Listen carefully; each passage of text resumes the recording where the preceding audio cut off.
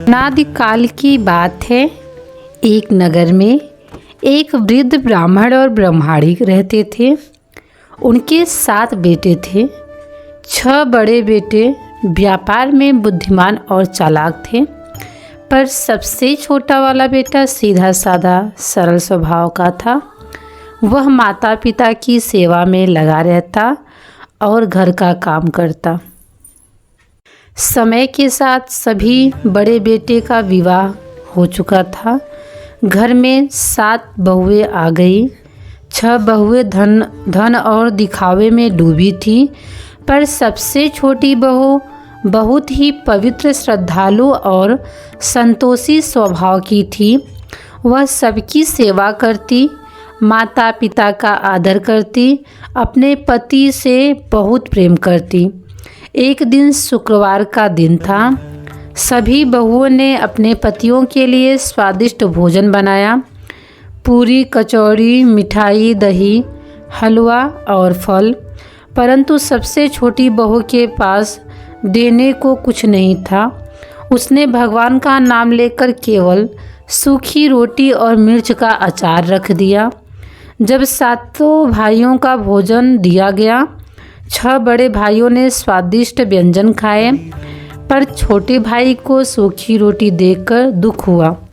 उसने अपनी पत्नी से पूछा, सबको इतने अच्छे पकवान मिले, मुझे ये सूखी रोटी क्यों? पत्नी ने नम्रता से कहा, प्रभु, हमारे पास जितना था उतना प्रेम से बनाया है, आप चाहे तो दूसरों से खा लीजिए। पति ने गुस्से में कहा, अब मैं इस घर में नहीं रहूँगा। वह बिना किसी को कुछ बताए घर छोड़कर चला गया।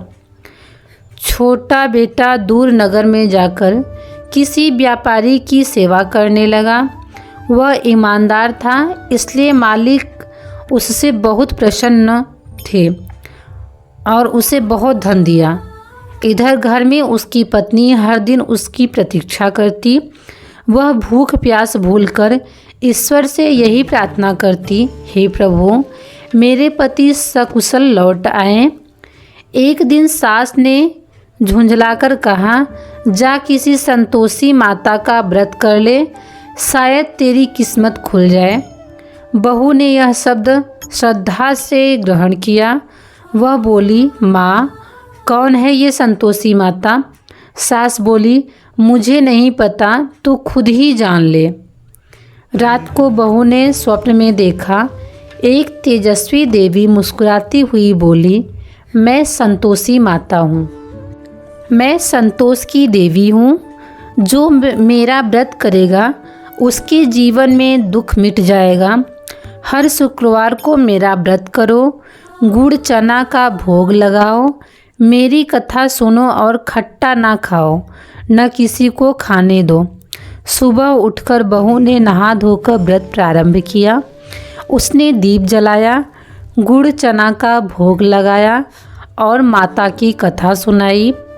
धीरे धीरे उसके जीवन में परिवर्तन आने लगा। घर में शांति आई। सास का मन भी बदल गया और कुछ ही समय में उसके पति का पत्र आया, मैं जल्द ही लौटूंगा। कुछ ही सप्ताह बाद उसका पति बहुत सारा धन और सामान लेकर लौटा। दोनों पति पत्नी अत्यंत प्रसन्न हुए। उन्होंने माता के मंदिर में जाकर पूजा की और गरीबों को भोजन बांटा। अब घर में धन, प्रेम और हर्ष का वातावरण था। परंतु सुख देखकर दूसरी ननदें और बहुएं जलने लगी। वे सोचने लगी कि कैसे इस गरीब बहू का भाग्य चमक गया। एक दिन शुक्रवार को जब बहू व्रत कर रही थी, उसकी ननदों ने छल से आई और बोली, भाभी, ये प्रसाद खा लीजिए। वह प्रसाद खट्टा था, अमरूद में नमक नींबू मिला था। बेचारी ने अनजाने में वह खा लिया। खट्टा खाने से माता रुष्ट हो गई। अचानक उसी रात उसका पति बीमार पड़ गया। धन नष्ट हो गया और घर में फिर से दुख आ गया। बहू रोने लगी और माता से क्षमा मांगने लगी। बहू ने पुनः सच्चे मन से शुक्रवार का व्रत किया।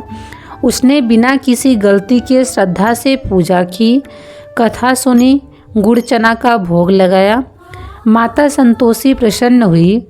उसके स्वप्न में आकर बोली, बेटी, तेरा संतोष मुझे प्रिय है। अब तेरे जीवन में कभी अभाव नहीं आएगा। अगले ही दिन उसका पति स्वस्थ हुआ, धन लौट आया और घर में आनंद छा गया। संतोषी माता ने अपने भक्त के घर में अस्थायी सुख और समृद्धि प्रदान की। जो भक्त हर शुक्रवार को संतोषी माता का व्रत करता है वह जीवन में कभी निर्धन नहीं होता।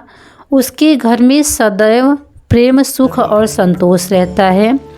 जो व्रती खट्टा नहीं खाता और ना किसी को खिलाता है उसकी सभी मनोकामना पूर्ण होती हैं।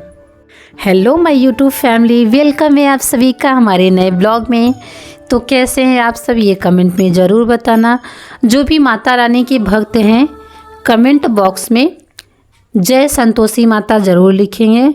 माता रानी आप सभी की मनोकामना पूरा करें और आप सभी के घर में सुख और समृद्धि बने रहे। जय संतोषी माता।